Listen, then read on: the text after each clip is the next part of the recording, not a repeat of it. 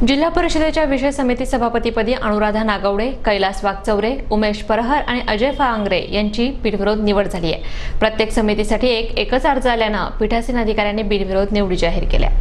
नगर जिल्हा परिषदेत आघाडी करून सत्तेत आलेल्या दोन्ही काँग्रेसना विषय समिती सभापतीपद निवडणूक बिनविरोध करण्यात यश मिळालंय।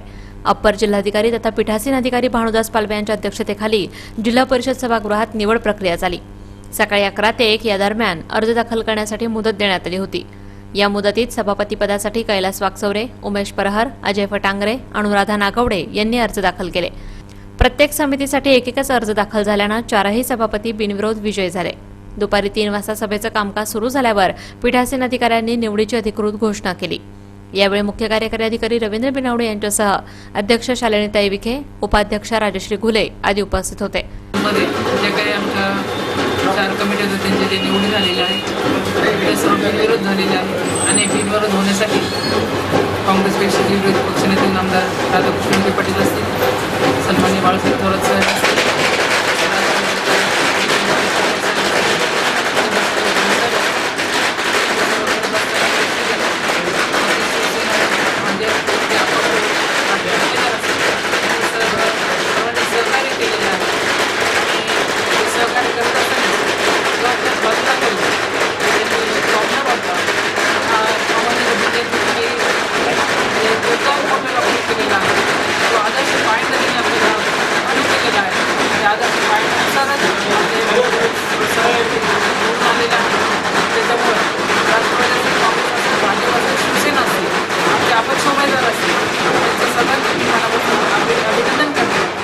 आभार मानते।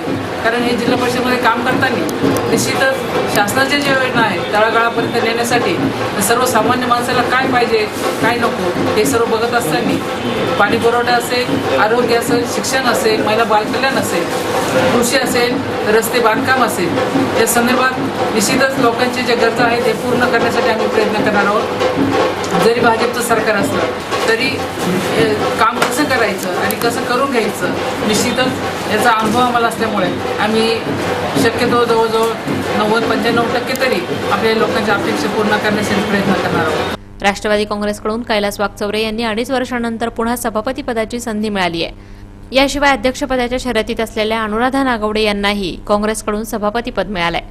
राष्ट्रवादीकडून उमेश परहर आणि काँग्रेसकडून अजय फटांगरे यांना सभापतीपदाची संधी देण्यात आली आहे। 15 वर्षापासून पक्षामध्ये काम करत पक्षामध्ये काम करत असतात। आज सर्वसामान्य एका कोणाला संधी दिली त्याबद्दल पक्षाचे खूप आभारी आहे, साहेबांचे खूप आभारी आहे। काँग्रेस, शिवसेना या सर्व पक्ष एकत्र येऊन जे आम्हाला सहकार्य केलं, सर्वांना एकत्र घेऊन काम करू। या देशाचे नेते आदरणीय शरदचंद्रजी पवार, या राज्याचे नेते अजितदादा पवार आणि राष्ट्रवादीचे सर्व सन्माननीय जे नेते यांनी जो विश्वास दावला त्या दिलेल्या संधीचं निश्चितपणे सोनं करू। पक्षाचे राष्ट्रवादी पक्ष दोन्ही पक्षांनी एकत्र निवडणूक लढल्या होत्या, तरी मी त्या ठिकाणी भाजप असेल, शिवसेना असेल, ते सर्वांना आम्ही विनंती केली करू नये। भाजप असेल, शिवसेना असेल, क्रांती पक्ष असेल, हे सर्वांनी मदत केली, त्यांनी कुणी अर्ज भरला नाही। त्यामुळे या ठिकाणी निवडणूक होऊ शकली। भविष्यात जिल्हा परिषदेची कामं असतील सर्वांना बरोबर घेऊन जिल्हा परिषद चालवली जाईल याची ग्वाही या ठिकाणी। जिल्हा परिषदमध्ये समित्या वाटप होतं, त्यामध्ये महिला आणि बालकल्याण समितीमध्ये बिनविरोधपणे माझी निवड झाली। पक्षाने जी जबाबदारी दिली, आपल्या जिल्ह्याचे जे दोन्ही नेते आहेत आदरणीय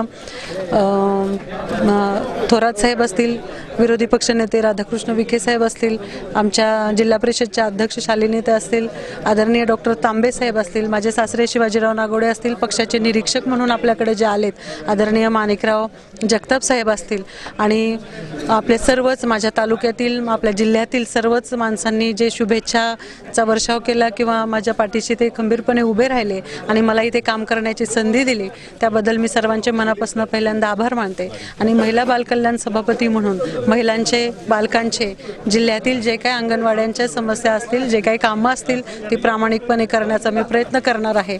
आणि मी आपल्या सर्व जिल्ह्यातील सुद्धा महिलांना किंवा माझ्या सर्व सहकाऱ्यांना सांगू इच्छिते की त्यांचं जरी काय उद्या काम माझ्याकडे असेल निसंकोचपणे त्यांनी माझ्याकडे यावं। मी ते करण्याचा आणि मला दिलेल्या माझ्या संधीचा आपल्या सर्वांसाठी उपयोग करण्याचा प्रयत्न करेल। आपण सर्वांनी खूप सहकार्य केलं त्याबद्दल मनापासून आपल्या सर्वांचे आभार मानते। प्रतिनिधी सचिन शिंदे, महानगर न्यूज ब्युरो, अहमदनगर.